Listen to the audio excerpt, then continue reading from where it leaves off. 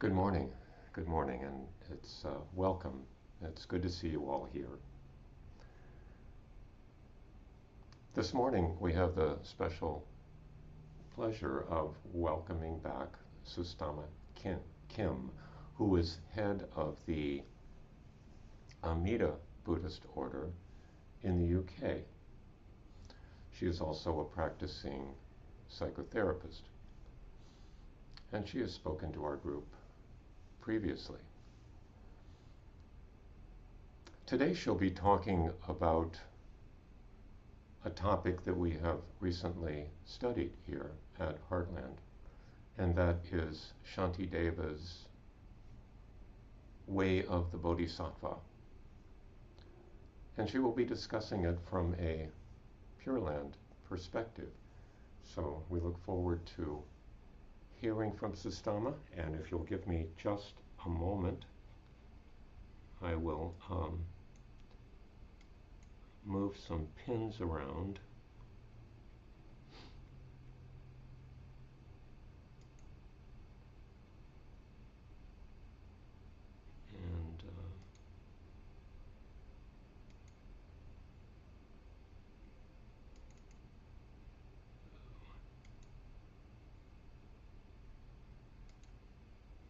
And we can get started.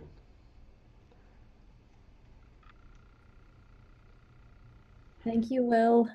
I was hoping to give you a break and lead the meditation, but I got my timing wrong and was in the kitchen making lentil soup. And I thought I was joining for the Avalokiteshvara bit and then realized I was a bit late for the meditation. So apologies for that. And thank you for stepping in at the last minute. So, yeah, really nice to be here again. Lovely to see some familiar faces.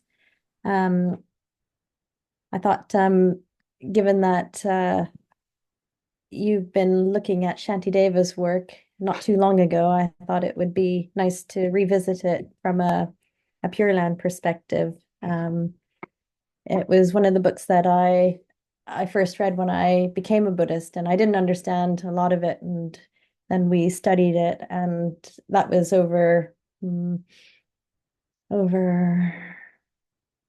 feels like 15 years ago, and um, I haven't touched it since. And so I thought, oh, it'd be nice to look at it myself. And I listened to your talks, Will, and they were really good. And yeah, it reminded me how brilliant that book was. So Shantideva has given us a valuable way of understanding not only why we practice the Buddha's teachings, but what and how to be a bodhisattva.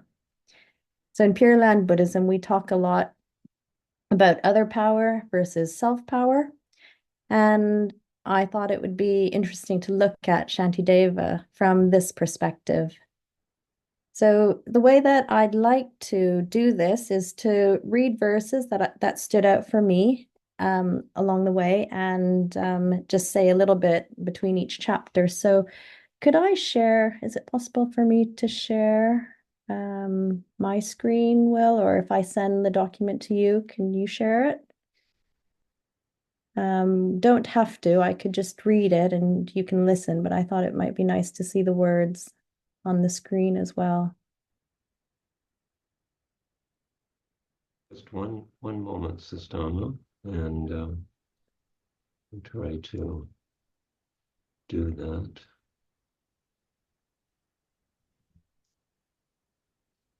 No, it's not.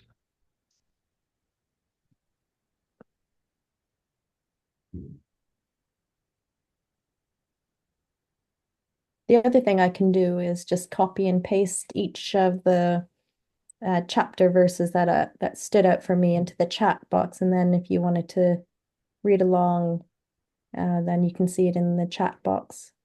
Okay, I've made you a co-host here. Oh, I okay. I think that will do it. Yeah, that works. So let's go back to the beginning. Okay. Can you see that?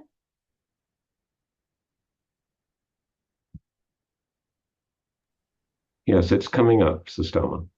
Okay, great. So, so I'll read the verses out loud first. Chapter 1, The Excellence of Bodhicitta. Just as on a dark night, black with clouds, the sudden lightning glares, and all is clearly shown. Likewise, rarely, through the Buddha's power, virtuous thoughts rise, brief and transient in the world. Virtue, thus, is weak, and always evil is of great and overwhelming strength, except for perfect bodhicitta. What other virtue is there that can lay it low?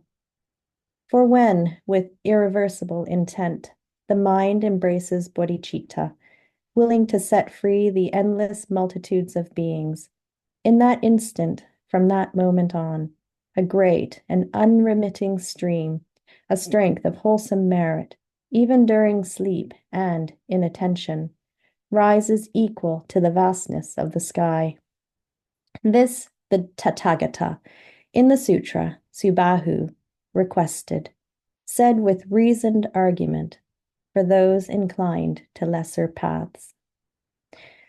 So, so this one is about the difference between a bodhicitta and us, the self. And what I thought, was interesting about these verses was how the self is seen as like a, I think one of the difficult things about the self and the striving to reach nirvana is what does it mean then when we get rid of the self and we enter into a kind of emptiness? So what I thought was, I suppose a good metaphor to help us understand what the bodhicitta might be here is to see that all of us are like fires burning. And so the one way to understand nirvana is to put the fire out. But then that, leads to this feeling of, well, then do we just die? Is that it? We just get rid of ourselves and that's nirvana. And that can't be right because we'll die anyway. So what uh Mahayana Buddhism then came in with was the sense of, well, no, there must be something more. And so um so the image that I feel is, helpful to represent what's going on is we each have a fire and we build a house. And the house is like the self. We all have a house that we love, a house that protects us, so that when we look out and we see our neighbor's house on fire, we feel scared of the other person's fire and we want to then put in reinforcements or keep our distance. Unless, they have contained their fire and we think, okay, that person's safe. And this bodhicitta that Shantideva is talking about is something that can take away the house and leave the fire so that it's not about looking after our own house anymore. It's about looking after all sentient beings. So the house gets in the way of being able to, allow this mind that is wishing to set free all sentient beings, to save all sentient beings. When we're in our house, we're only thinking about saving ourselves. We're not really interested in saving everyone else. So you could say, when we're in our house, when we have the self, the evil, it's a terrible word, but it doesn't imply that we're all aggressive monsters out to do lots of violence. The evil is just in that when we are looking after our own house, we're so selfish. And that selfishness can create so much harm for so many other people that we're so ignorant of. We don't even know they exist, including other sentient beings, animals, and nature, planet. We're pretty much en route to destroy planet Earth. Well, actually, we're en route to destroy planet Earth's ability to regulate itself so that human beings and other animals can live well. I think the planet will eventually, balance itself out once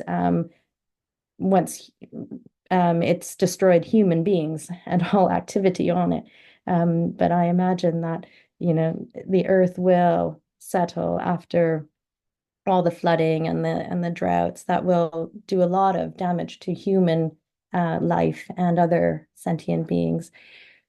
So you could then say that all the harm, all the good that we do for our own self is the self, but everything else that is good for all sentient beings is the bodhicitta. So that is the main difference. The bodhicitta is something that is other, it's not self. When it's other, it's the Dharma. When it's the Dharma, this is the good, wholesome, loving qualities that can really help us be big-minded about living life for all sentient beings, not just for my little life.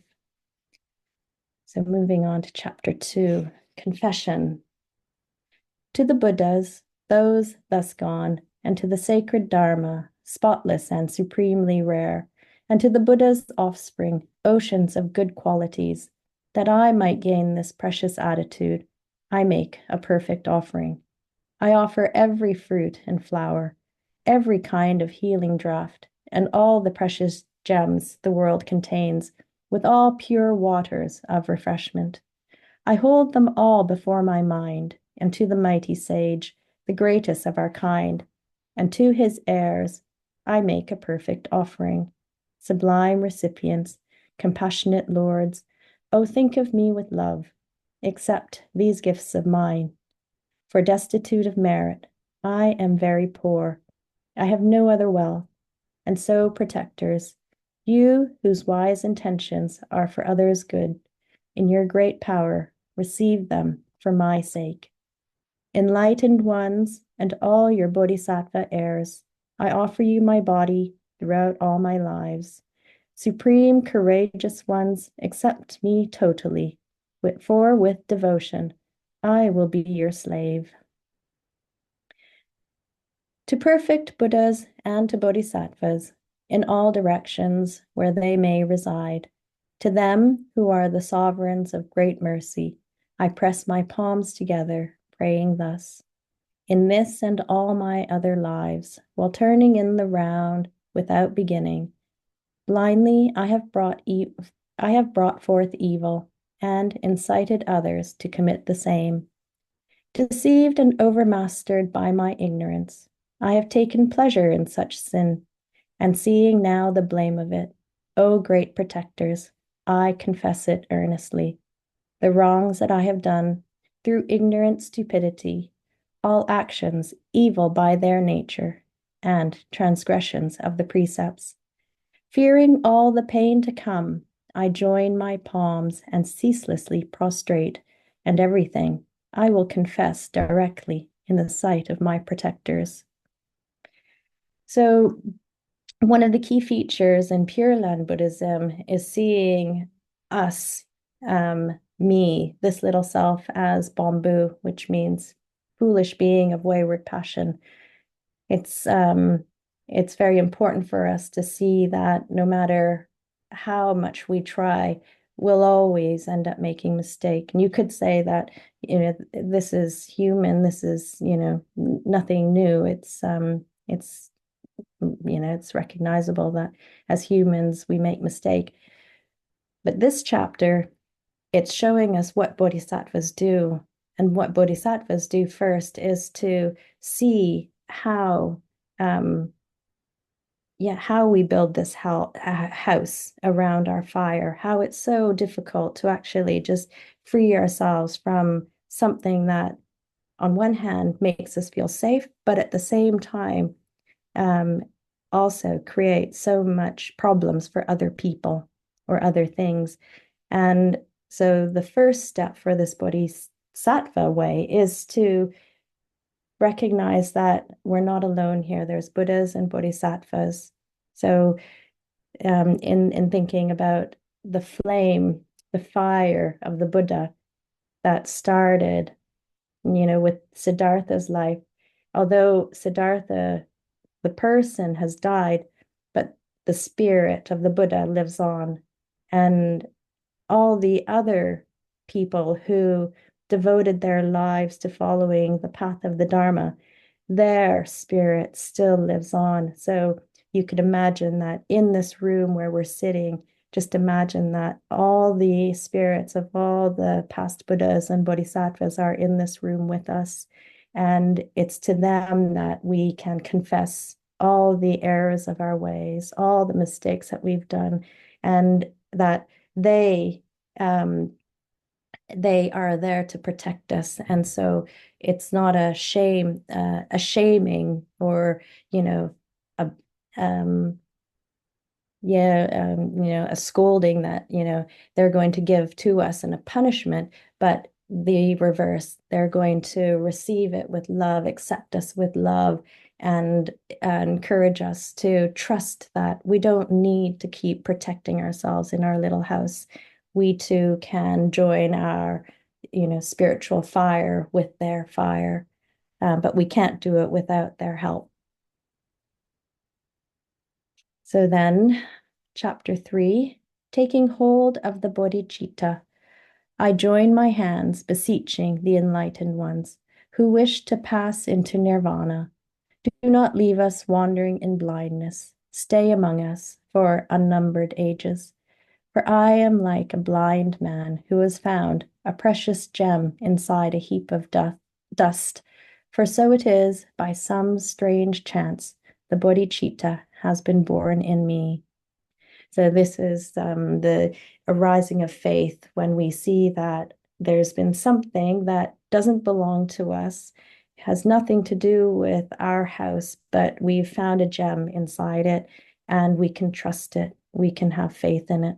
And so again, it's this conversation almost between what we do with our lives. Do we build this house to protect us, or do we allow something that has nothing to do with us to help us see something much greater than ourselves that actually can give us so much meaning, faith, and a sense of purpose?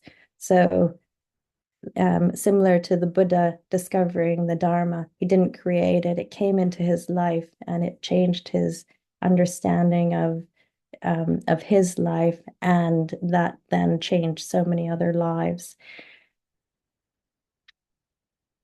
Chapter 4, carefulness. All other foes that I appease and wait upon will show me favors, give me every aid. But should I serve my dark, defiled emotions, they will only harm me, draw me down to grief.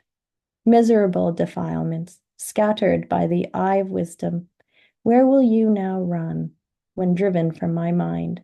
Whence would you return to do me harm? But, oh, my mind is feeble, I am indolent.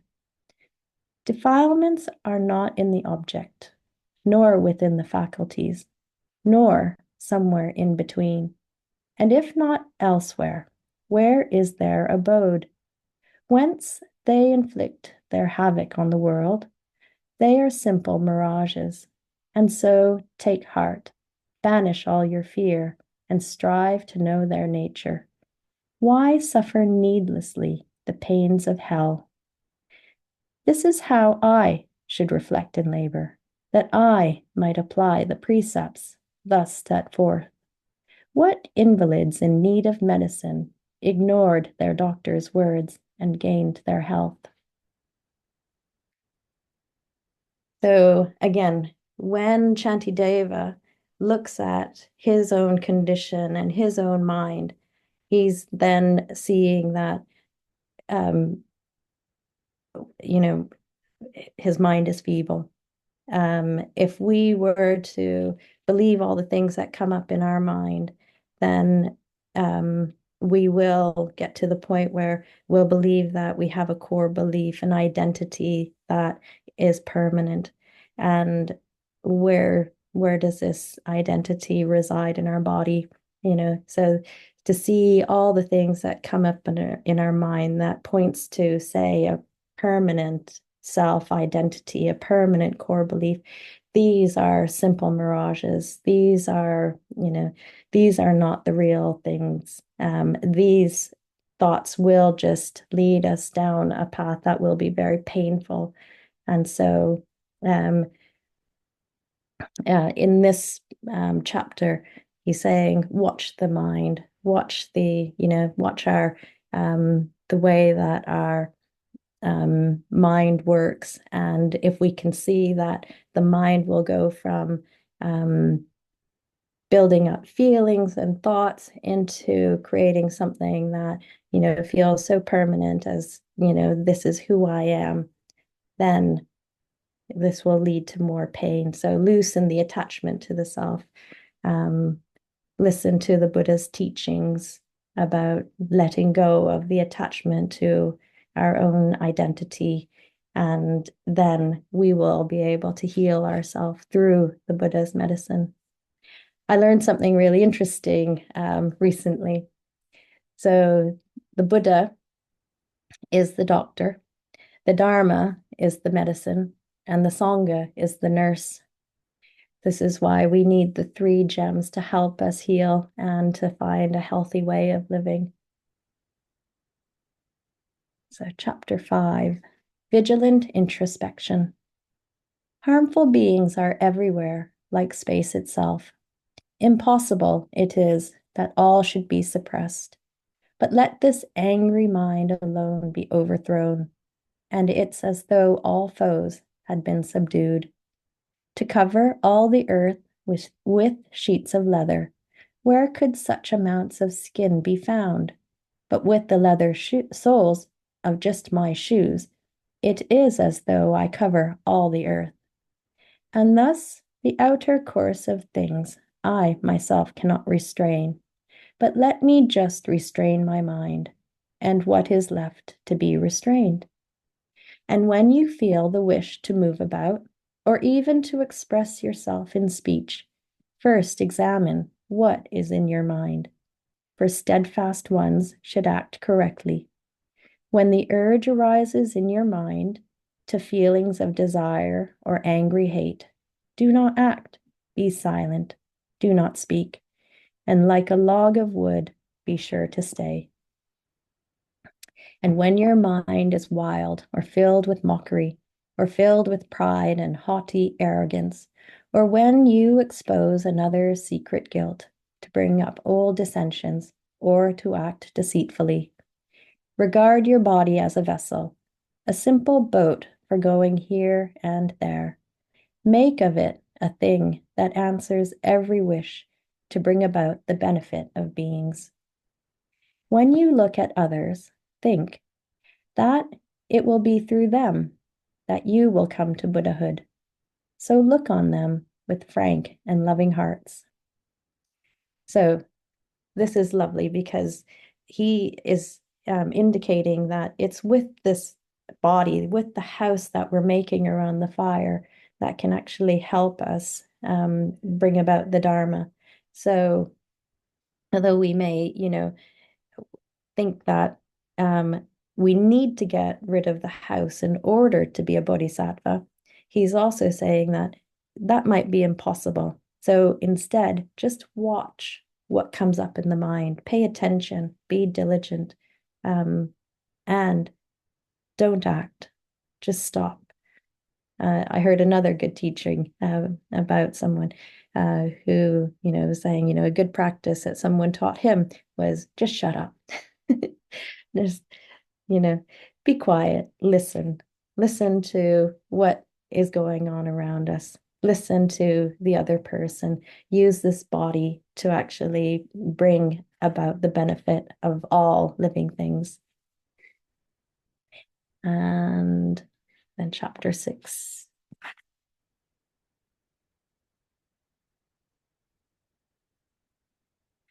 Suffering also has its worth.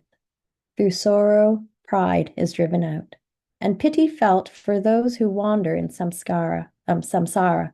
Evil is avoided. Goodness seems delightful. Thus, when enemies or friends are seen to act improperly, remain serene and call to mind that everything arises from conditions. If things could be according to their wish, no suffering would ever come to any one of all embodied beings, for none of them wants pain of any kind. If those who are like wanton children are by nature prone to injure others, there's no reason for our rage.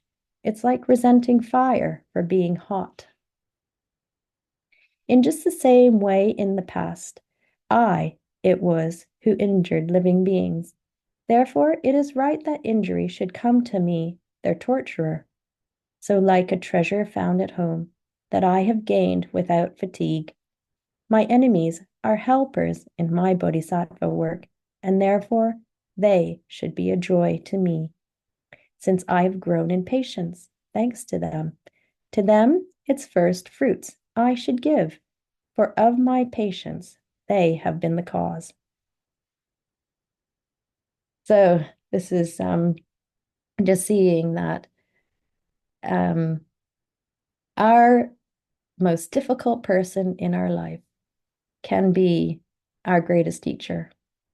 And to the person who triggers us, makes us really angry, and if we can just stop from acting and instead practice patience, we are gaining so much merit. And the fruit of the merit should then go to the person who triggers us and brings about so many negative feelings in us. So this is what bodhisattvas do. They see the most difficult person as the most important person. And to them, they give their offerings of thanks for helping them be kinder, be more patient. A hard one. Okay, next, chapter 7. Diligence. Don't you see how, one by one, death has come for all your kind, and yet you slumber on so soundly, like a buffalo beside its butcher. All the paths of flight are blocked. The Lord of Death now has you in his sights. How can you take such pleasure in your food? And how can you delight to rest and sleep? Death will swoop on you so swiftly. Gather merit till that moment comes. For even if you then throw off your indolence, what will you do when there is no more time? So, take advantage of this human boat. Free yourself from sorrow's mighty stream. This vessel will be later hard to find. The time that you have now, you fool, is not for sleep. Do not be downcast, but marshal all your powers. Make an effort. Be the master of yourself. Practice the equality of self and other. Practice the exchange of self and other. My failure to aspire to Dharma now and in the past has brought me to my present dereliction. Who therefore would spurn such aspiration? Aspiration, so the sage asserted, is the root of every kind of virtue. Aspiration's root, in turn, is constant meditation on the fruits of action. So, again, Shantideva is really emphasizing the reason why it's so important to follow the path of a bodhisattva.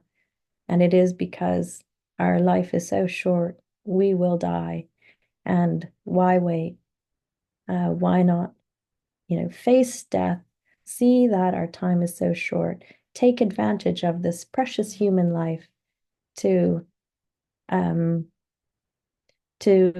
allow the Dharma to come in and to then help save all sentient beings. And even if it's just the aspiration, even if we, can't actually do the practice of it, but we start with the aspiration, that is enough. In Pure Land, there's a lovely verse where Aspiration is enough to fill the light, fill the land with light. That's all we need, aspiration.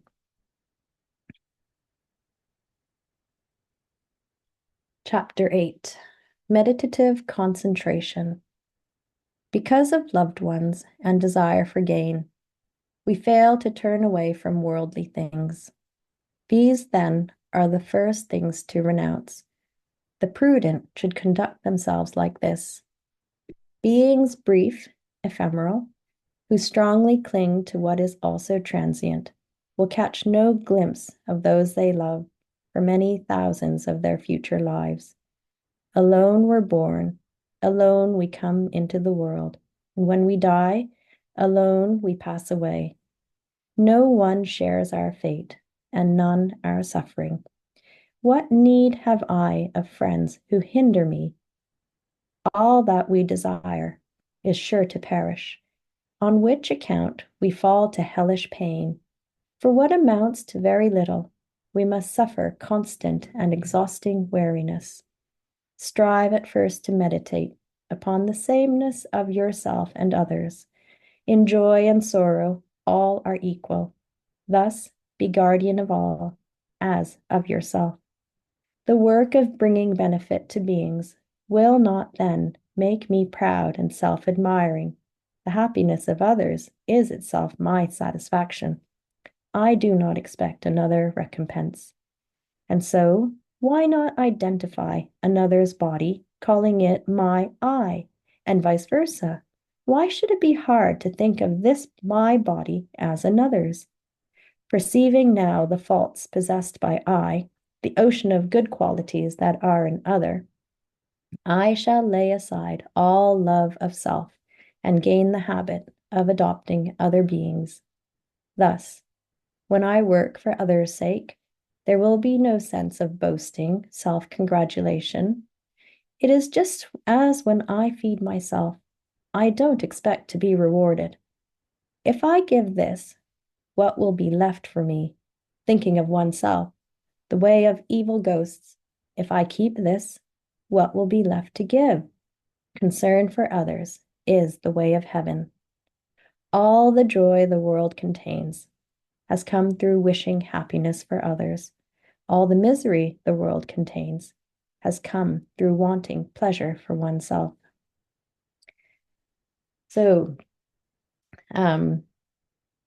this is, lovely to just, feel that if we can treat ourselves the way that we treat others. And so, I work with a lot of people who are very mean. They have a harsh inner critic, and it's very hard for them to be kind to themselves.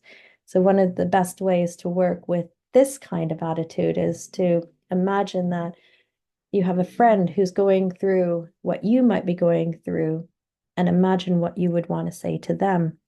And when I do this exercise with some people, they say so many kind things to the other person about not being too hard on themselves, to, they have so much compassion.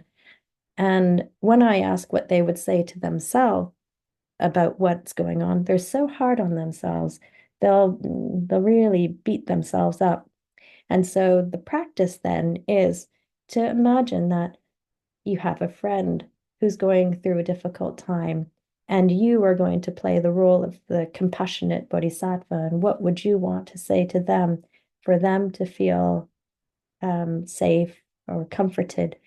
And if you can imagine saying that to your friend, then put yourself in that role and say the same thing that you would say to your friend to yourself. And this is a way of practicing changing me to the other, and to practice kindness to oneself, treating ourselves as if we are our own friend.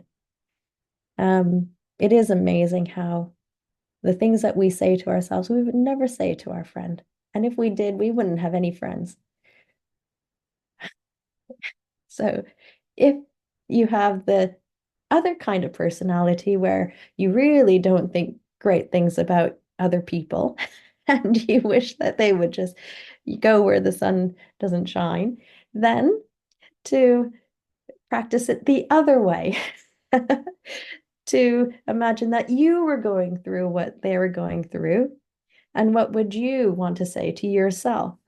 And if you can hear yourself saying kind things to yourself and being very understanding and patient to yourself, then put that person in your role and say the same thing to that other person. And this is a great way to practice letting go of our own rigid position about how we feel, to bringing out the and cultivating compassion and kindness for another person. And then chapter 9, wisdom. But how, you ask, can offerings made to beings freed from all discursiveness give fruit? It's said that whether Buddhas live or pass beyond, the offerings made to them are equal in their merit. Whether you assert them in the ultimate or relative, merit, so the scripture says, arises, just as there will be results when Buddhas are considered truly real. The mind that has not realized voidness may be halted, but will once again arise, just as from a non-perceptual absorption. Therefore, one must train in emptiness. So I would like to just simplify this, because the language and the concepts may, be so abstract. So what I'd like to just say about the wisdom is taking everything that Shantideva has written about his own observation about himself, where he's weak, there's a lot of evil, selfishness. So if we can let go of that, then we will be letting in the bodhicitta mind. We will be like the Buddhas and the Bodhisattvas, whose spiritual flame is still with us today in this invisible, unseen world. And when we can make offerings that are to these Buddhas and Bodhisattvas that are unseen and invisible, we will be like them. We become like a bodhisattva and join them in their ranks. So the merit will be equal to all the merit of all the Buddhas and Bodhisattvas. So the emptiness doesn't mean a nothingness. The emptiness means that we are then filled with the same spiritual flame as the one that filled Siddhartha Gautama, as the one that filled all the other bodhisattvas and Buddhas. And then the last one, dedication. May beings everywhere who suffer torment in their minds and bodies have, by virtue of my merit, joy and happiness in boundless measure. The pains and sorrows of all wandering beings, may they ripen wholly on myself, and may the virtuous company of bodhisattvas always bring about the happiness of beings. May the doctrine, only cure for sorrow, source of every bliss and happiness, be blessed with wealth, upheld with veneration, and throughout a vast continuance of time endure. And now to Manjughosha I prostrate, whose kindness is the wellspring of my good intent, and to my virtuous friends I also bow, whose inspiration gave me strength to grow. So this Dharma that comes into our life unbidden, the gem that we find in our house that points to a different way of being, where we can actually start to open the doors and the windows of our house, then leaves us with wanting to give our thanks, give our dedication to everyone who suffers. It's no longer just about maintaining my house. It really is about the happiness and joy for everyone who shares this planet with us. And and we then don't keep the merit for ourselves and become, full of pride for all the good things that we're doing. Shantideva's teaching that the way of the Bodhisattva is to dedicate it, to give it away, to offer it to the Bodhisattvas and Buddhas who are guiding us.